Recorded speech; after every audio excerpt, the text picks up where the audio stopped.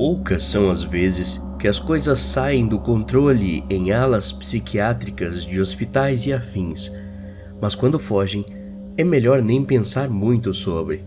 Eu tinha uma paciente que era HIV positivo, mas obviamente não estava internada por isso, mas sim porque tinha sido diagnosticada com esquizofrenia e paranoia. Essa paciente sempre achava que as enfermeiras que trabalhavam no hospital estavam tentando matá-la. Então, ela frequentemente mordia a própria língua e cuspia seu sangue HIV positivo nos rostos e bocas das enfermeiras. 2 das enfermeiras chegaram a ficar em estado de choque quando receberam a cusparada. Enfim, uma medida foi adotada, e todas as vezes que qualquer um do hospital tivesse que chegar perto da mulher, eram obrigados a usar uma roupa especial, com máscaras e luvas completas. Estou na pós-graduação para psicologia e aconselhamento. Um dos meus professores contou a história de um ex-paciente que estava gravemente deprimido, mas não tinha pensamentos de morte.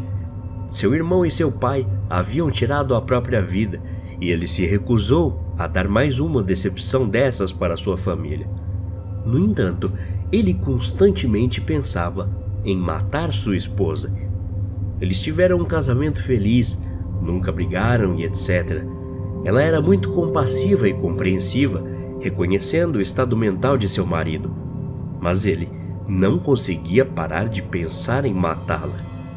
Meu professor o fez falar sobre o ato de matá-la, fechando os olhos e descrevendo cada detalhe.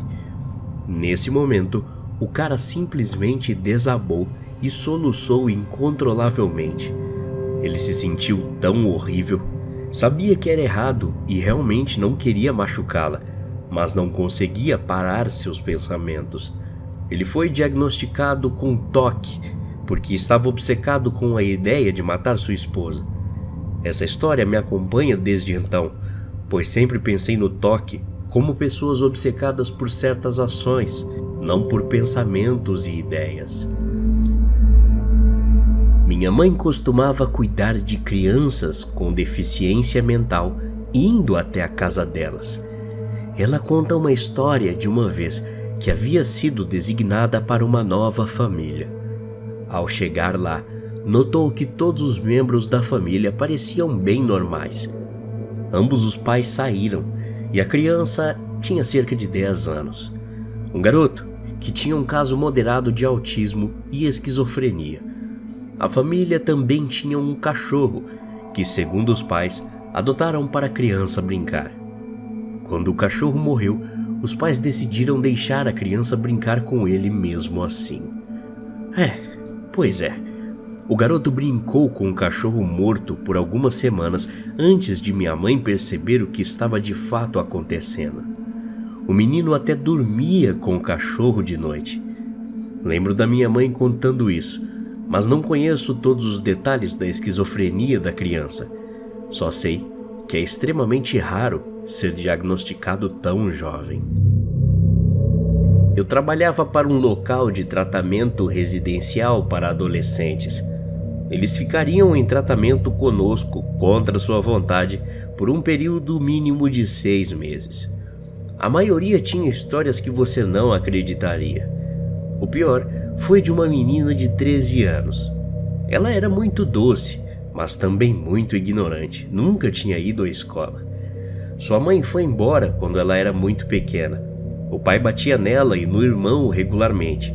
A garota fazia sexo com seu irmão e por isso acabou ficando grávida. O próprio pai fez o parto do bebê em casa. Ao nascer, ele levou o bebê para a floresta e o matou. Depois trouxe de volta um balde de sangue e fez a garota tomar banho nele.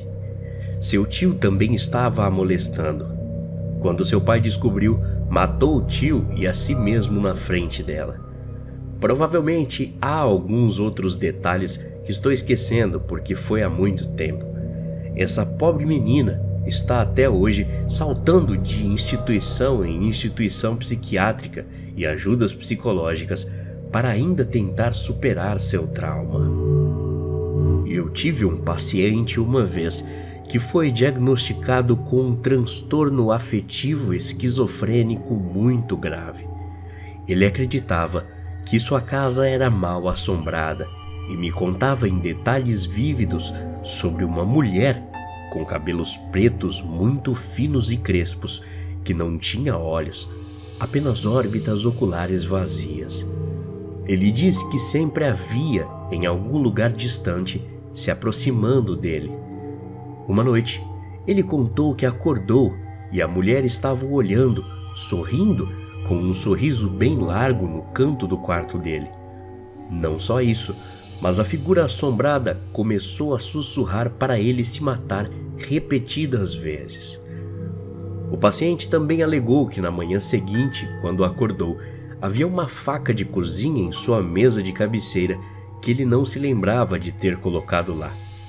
Isso foi muito assustador de ouvir. Em uma de nossas sessões, ele começou a gritar e chorar, alegando que a mulher estava bem atrás de mim.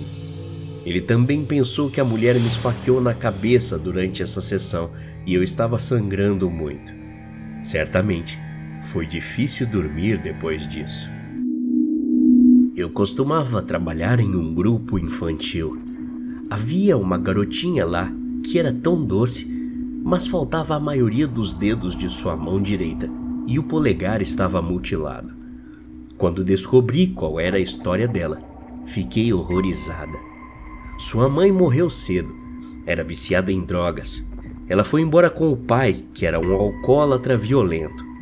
Um dia, quando ela estava com o pai no carro, começou a fazer birra por causa de alguma coisa.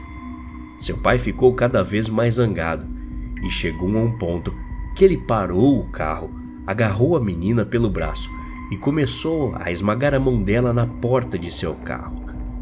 A polícia foi chamada, obviamente. A menina foi para um orfanato por um tempo. Seu pai passou apenas 3 meses na prisão e teve que frequentar aulas de autocontrole e raiva. Trabalhei muitos anos em um hospital psico para adolescentes e crianças. Então me lembro de algumas coisas feias que fiquei sabendo lá. O que mais me chocou foi o caso de um menino adolescente que tinha problemas para se dar bem com os outros. Sua mãe costumava bater nele com um chicote, enquanto mantinha relações em um altar como parte de um ritual satânico. O menino tinha 11 anos e era um dos pacientes mais bem comportados da unidade. Isso foi incrível, dado o fato que seus pais usavam todos os filhos como prostitutos, os forçavam a fazer sexo um com o outro e também os obrigavam a comer fezes no café da manhã. Uma adolescente, sua filha também, tinha compulsões de enfiar coisas em seu órgão genital, e fomos forçadas a mantê-la em restrições e com luvas nas mãos para evitar isso. Ela colocava coisas como grampos, lápis, qualquer coisa realmente dentro de si mesma. Ela havia sido abusada por todos os homens de sua família, incluindo irmãos, pai e avô. Não conheço a história do outro adolescente que também era filho da mulher, mas ele fazia sexo com qualquer um e qualquer coisa. O garoto alegou ser sexualmente atraído por um ônibus espacial e desejava ser uma máquina de solda quando crescesse. Certa vez, ele foi pego se masturbando com um gafanhoto na mão. Quando perguntado, ele disse que estava fazendo sexo com o gafanhoto. Fazia isso com tanta frequência que tínhamos que lhe dar um copinho de vaselina à noite para que ele não se irritasse. Já tive vários pacientes com histórias perturbadoras, mas o que realmente me incomoda como profissional é quando preciso hospitalizar um paciente. Na verdade, é parte do trabalho. Se você entrar e me disser que vai se matar, tenho que pedir à polícia que venha buscá-lo e transportá-lo para uma unidade de internação trancada. Às vezes, isso acontece de uma maneira fácil. O paciente sabe que é melhor para ele e vai de boa vontade. Às vezes, é menos fácil.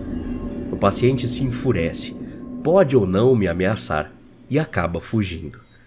Seja como for, nunca vou superar aquele sentimento de tristeza completa e absoluta de ver alguém com quem me importo. Sim, bons terapeutas realmente se importam com seus pacientes. Entrar no hospital.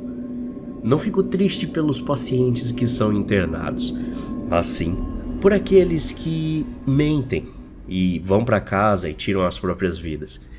Tenho a sorte de não ter experimentado isso em minha carreira, mas sei que se continuar minha profissão, inevitavelmente passarei por um momento desses. Até a próxima. Obrigado.